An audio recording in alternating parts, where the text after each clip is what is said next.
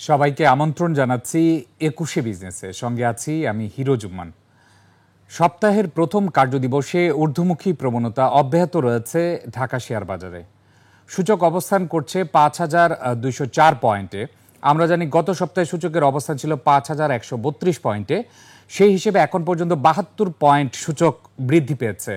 এছাড়া মোট লেনদেন হওয়া কোম্পানিগুলোর মধ্যে ২৫২টি কোম্পানি শেয়ারের দাম বৃদ্ধি পেয়েছে, ৮০টি কোম্পানির শেয়ারের দাম কমেছে, অপরিবর্তিত রয়েছে ৬০টি কোম্পানির শেয়ারের দাম। এছাড়া লেনদেনের গতিও বেশ ভালো রয়েছে।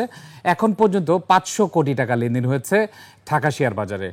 গত সপ্তাহে শেষ কার্যদিবসে আমরা দেখেছিলাম রেকর্ড লেনদেন হয়েছিল, ২০২৫ সালের সর্বোচ্চ লেনদেন হয়েছিল ৭৮৯ কোটি টাকা।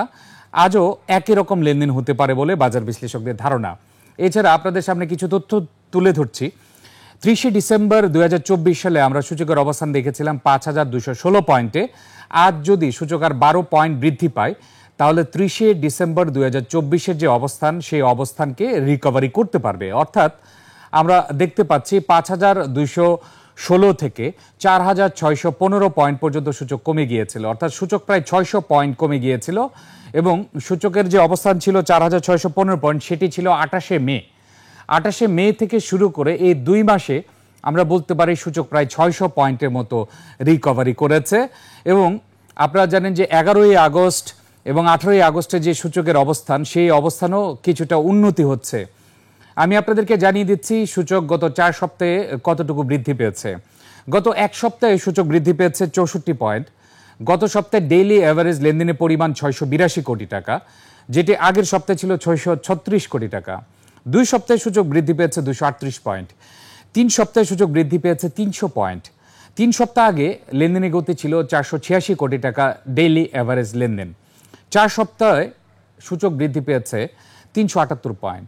৪ সপ্তাহ আগে সূচকের পাশাপাশি লেনদেনের অ্যাভারেজ ছিল ৩৬২ কোটি টাকা।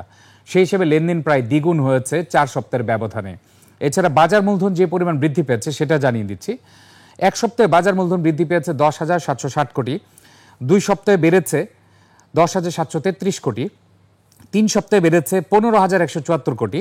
৪ সপ্তাহে বৃদ্ধি পেয়েছে ২৫,৯৯৬ কোটি। অর্থাৎ ৪ সপ্তাহে বাজার মূলধন বৃদ্ধি পেয়েছে ২৬,০০০ কোটি টাকা।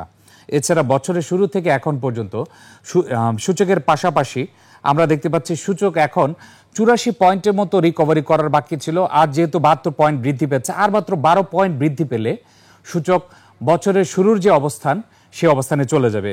তবে বছরের শুরু থেকে বাজার মূলধন বৃদ্ধি পেয়েছে ২৫,০০০ কোটি টাকা এবং ১২৭ কার্যদিবসের মধ্যে এই সূচক রিকভারি করেছে।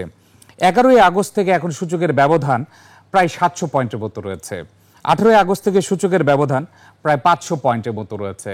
সব কিছু মিলে আমরা যদি দেখি ৪,৬১৫ পয়েন্ট ছিল সূচকের গত কয়েক বছরের মধ্যে সর্বনিম্ন অবস্থান, আজ অবস্থান করছে ৫,২০৪ পয়েন্টে। এখন আমি যদি ৫,২১৬ পয়েন্টে ধরে নিই তাহলে সূচক প্রায় ৬০০ পয়েন্ট রিকভারি করেছে এবং সর্বনিম্ন অবস্থান থেকে এই ৬০০ পয়েন্ট রিকভারি করেছে ২ মাসের মধ্যে। অর্থাৎ বাজার বিশ্লেষকরা স্থিতিশীলতা দেখতে পাচ্ছে পুঁজিবাজারে এবং লেনদেনের গতি বলে দেয় যে বাজার কিছুটা স্থিতিশীল হচ্ছে। যেহেতু আমরা গত সপ্তাহে ডেইলি অ্যাভারেজ লেনদেন দেখেছি ৬৮২ কোটি, অর্থাৎ ৭০০ কোটি টাকা ধরে নিলেও লেনদেন এখন এক সময় যখন আমরা দেখেছি ২৫০ থেকে ৩০০ কোটি টাকার মধ্যে লেনদেন হতো, সেই হিসেবে লেনদেনের গতি ভালো বলছে বাজার বিশ্লেষকরা। এছাড়া আমরা দেখতে পাচ্ছি যে ৩০শে ডিসেম্বরের সূচকের অবস্থান থেকে এখন বর্তমান প্রায় সমপর্যায়ে রয়েছে। অর্থাৎ এতে বোঝা যায় যে আমাদের এই বছরের যে লসটা হয়েছিল সূচকের ক্ষেত্রে সেটা রিকভারি হচ্ছে। তবে ১১ই আগস্ট ১৮ই আগস্টে সূচকের অবস্থানে যেতে আপনাদেরকে জানিয়েছি ৫০০ এবং ৮০০ পয়েন্টের মতো ব্যবধান রয়েছে।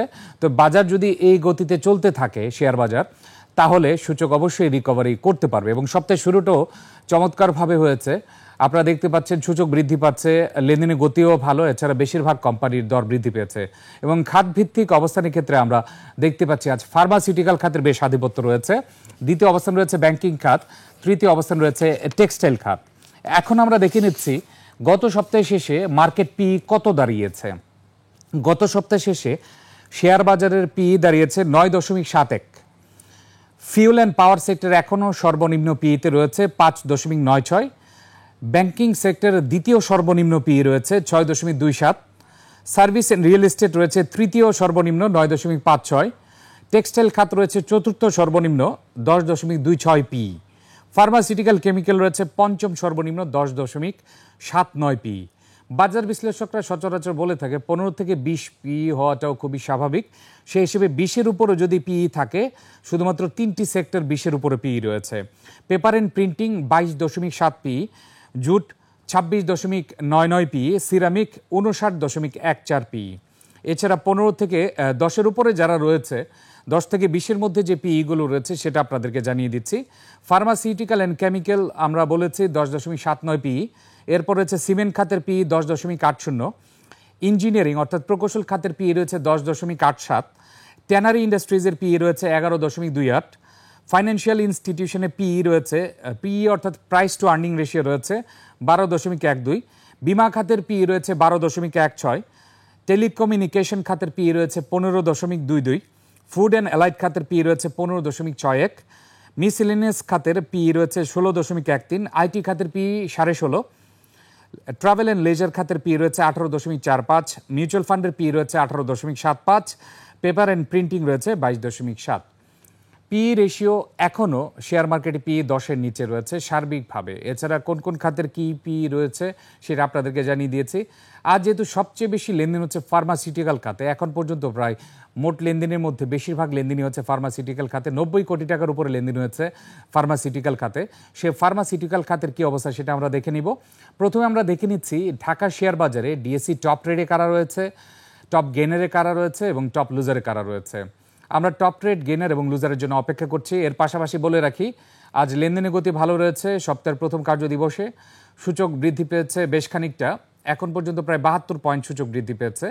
গত সপ্তাহের শেষে অবস্থান ছিল 5,132 পয়েন্ট, এখন পর্যন্ত সর্বশেষ তথ্য অনুযায়ী 5,204 পয়েন্টে রয়েছে, অর্থাৎ 72 পয়েন্টের মতো সূচক বৃদ্ধি পেয়েছে। আর মাত্র 12 পয়েন্ট বৃদ্ধি পেলে আমরা দেখে নিব যে ডিএসসি এক্সজি ইন্ডেক্সটি রয়েছে 30 ডিসেম্বর 2024-এর অবস্থানে চলে যাবে, অর্থাৎ এই বছরে যে লসটি হয়েছিল সেটি রিকভারি করা যাবে।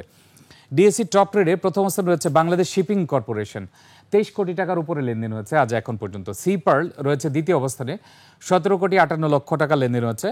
রেনাটা রয়েছে তৃতীয় অবস্থানে, 16 কোটি 97 লক্ষ টাকা লেনদেন হয়েছে।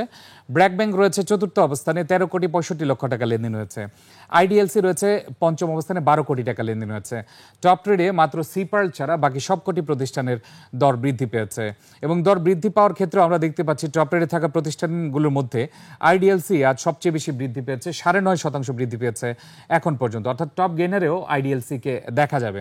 ডিএসসি টপ ট্রেডের পাশাপাশি আমরা দেখে নিচ্ছি টপ গেনারে কারা রয়েছে।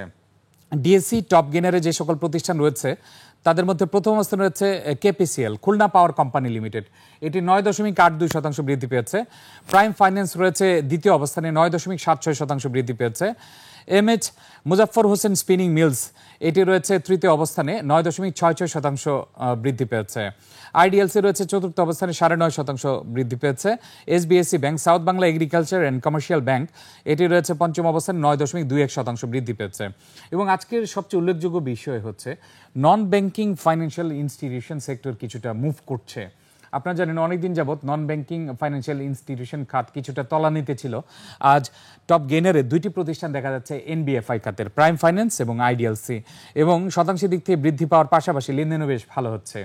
এখন আমরা দেখে নিব ডিএসসি টপ লুজারে কারা রয়েছে। ডিএসসি টপ লুজারে যে সকল প্রতিষ্ঠান রয়েছে তাদের মধ্যে প্রথম অবস্থানে রয়েছে এক্সপ্রেস ইন্স্যুরেন্স লিমিটেড, 7.08% দর হারিয়েছে। দ্বিতীয় অবস্থানে রয়েছে তাকাফুল ইন্স্যুরেন্স, 4.82% দর হারিয়েছে। দেশ জেনারেল ইন্স্যুরেন্স রয়েছে তৃতীয় অবস্থানে, 4.14% দর হারিয়েছে। অর্থাৎ আজ বিমা খাতে কিছুটা নেতিবাচক প্রবণতা দেখা যাচ্ছে টপ লুজারের ক্ষেত্রে, কিন্তু সার্বিকভাবে যদি আমরা দেখি বেশিরভাগ কোম্পানির দর বৃদ্ধি পেয়েছে বিমা খাতে, শুধুমাত্র টপ লুজারের ক্ষেত্রে আধিপত্য রয়েছে বিমা খাতের। চতুর্থ অবস্থানে রয়েছে ভ্যামেল আরবিবিএফ ফান্ড, এটি 3.23% দর হারিয়েছে। পঞ্চম অবস্থানে রয়েছে রহিম টেক্সটাইল, 3% দর হারিয়েছে। এবং আমরা দেখতে পাচ্ছি এখন পর্যন্ত এক্সপ্রেস ইন্স্যুরেন্স প্রায় 5 কোটি টাকার মতো লেনদেন হয়েছে। দেশ জেনারেল ইন্স্যুরেন্স 2.64 লক্ষ টাকা লেনদেন হয়েছে। রহিম টেক্সটাইল 1.26 লক্ষ টাকার মতো লেনদেন হয়েছে। বাকি দুইটি প্রতিষ্ঠান খুবই কম লেনদেন হয়েছে, 4 লাখ থেকে 3 লাখ টাকার মতো লেনদেন হয়েছে এখন পর্যন্ত। আমরা দেখে নিলাম ডিএসসি টপ ট্রেড গেনার এবং লুজারের অবস্থান। এখন আমরা দেখে নিব ফার্মাসিউটিক্যাল খাতের টপ ট্রেড, গেইনার এবং লুজারের অবস্থান। যেহেতু আজ লেনদেনের ক্ষেত্রে বেশিরভাগ লেনদেন হচ্ছে ফার্মাসিউটিক্যাল খাতে এবং টপ ট্রেডে আমরা রেনাটাকায় দেখেছি। এছাড়া অন্যান্য ফার্মাসিউটিক্যাল খাতের কোম্পানিগুলো কী অবস্থা সেটা দেখে নিচ্ছে। এই রেনাটা যেহেতু টপ ট্রেডে ছিল, ফার্মাসিউটিক্যাল খাতের টপ ট্রেডেও রেনাটা রয়েছে 5.24% বৃদ্ধি পেয়েছে, 17 কোটি টাকার উপরে লেনদেন হচ্ছে। দ্বিতীয় অবস্থা রয়েছে একমি পেস্টিসাইডস লিমিটেড, 8,87,00,000 টাকা লেনদেন হচ্ছে। নাভানা ফার্মাসিউটিক্যাল রয়েছে তৃতীয় অবস্থানে, 8,27,00,000 টাকা লেনদেন হচ্ছে। বেক্সিমকো ফার্মা রয়েছে চতুর্থ অবস্থানে, 8,07,00,000 টাকা লেনদেন হচ্ছে। ইন্দো বাংলা ফার্মাসিউটিক্যাল রয়েছে পঞ্চম অবস্থানে, 6,87,00,000 টাকা লেনদেন হচ্ছে। এবং ফার্মাসিউটিক্যালের টপ ট্রেডে আপনারা দেখছেন সেক্টর ওয়াইজ টপ ট্রেড আমরা যখন দেখে থাকি 4 থেকে 5 কোটি টাকা সচরাচর লেনদেন হয়। প্রথম প্রতিষ্ঠানটি 17 কোটি টাকা লেনদেন হচ্ছে। দ্বিতীয় থেকে চতুর্থ অবস্থান পর্যন্ত সবকটি প্রতিষ্ঠান 8 কোটি টাকার উপর লেনদেন হচ্ছে এবং পঞ্চম অবস্থানে থাকা প্রতিষ্ঠানটিও প্রায় 7 কোটি টাকার মতো লেনদেন হয়েছে। ফার্মাসিউটিক্যাল খাতে টপ ট্রেডে আমরা দেখে নিয়েছি। এখন আমরা দেখে নিচ্ছি এই টপ গেইনারে কারা রয়েছে ফার্মাসিউটিক্যাল খাতে। ফার্মাসিউটিক্যাল খাতে টপ গেইনারের জন্য অপেক্ষা করছি। প্রথম অবস্থানে রয়েছে রেনাটা, 5.24% বৃদ্ধি পেয়েছে। দ্বিতীয় অবস্থানে নাভানা ফার্মাসিউটিক্যাল 4.5% বৃদ্ধি পেয়েছে। একমি পেস্টিসাইডস লিমিটেড 4% বৃদ্ধি পেয়েছে। লিব্রা ইনফিউশন চতুর্থ অবস্থান রয়েছে 3.25% বৃদ্ধি পেয়েছে। বেক্সিমকো ফার্মা পঞ্চম অবস্থান রয়েছে 2.88% বৃদ্ধি পেয়েছে। এবং আমরা দেখতে পাচ্ছি টপ গেইনারেও ভালো লেনদেন হচ্ছে, যেহেতু টপ ট্রেডে যে সকল প্রতিষ্ঠানগুলো রয়েছে, যে 5টি প্রতিষ্ঠান ছিল এর মধ্যে 4টি প্রতিষ্ঠানই টপ গেইনারে রয়েছে, অর্থাৎ টপ ট্রেড এবং টপ গেইনের মধ্যে সিনক্রোনাইজেশন রয়েছে। আজ শুধুমাত্র লিব্রা ইনফিউশন টপ গেইনারে স্থান করে নিয়েছে। এখন আমরা দেখে নিচ্ছি টপ লুজারে কারা রয়েছে। ফার্মাসিউটিক্যাল খাতে টপ লুজার দেখে আমরা শেষ করব। ফার্মাসিউটিক্যাল খাতে টপ লুজারের প্রথম অবস্থানে রয়েছে কেয়া কসমেটিক, দ্বিতীয় অবস্থানে অ্যাক্টিভ ফাইন কেমিক্যাল, তৃতীয় অবস্থানে এসএ ফর্মুলেশন, চতুর্থ অবস্থানে সেলভো কেমিক্যাল, পঞ্চম অবস্থানে টেকনোট্রাক। এবং লুজারের ক্ষেত্রে আমরা দেখতে পাচ্ছি কেয়া কসমেটিক 2% দর হারিয়েছে, বাকিগুলো 1%-এর নিচে হারিয়েছে। অ্যাক্টিভ ফাইন 1.0 অর্থাৎ 1% দর হারিয়েছে। সব কিছু মিলে খুবই ব্যালেন্সড পারফরমেন্স দেখা যাচ্ছে আজ ঢাকা শেয়ার বাজারে। লেনদেন বৃদ্ধি পাচ্ছে, সূচক বৃদ্ধি পাচ্ছে, বেশিরভাগ কোম্পানির দর বৃদ্ধি পেয়েছে। দেখা যাক দিন শেষে এই সূচকের ঊর্ধ্বমুখী প্রবণতা অব্যাহত থাকে কিনা। দর্শক, নিচ্ছে একটা ছোট্ট বিরতি, ফিরছি একটু পরে, ততক্ষণ আমাদের সঙ্গেই থাকুন।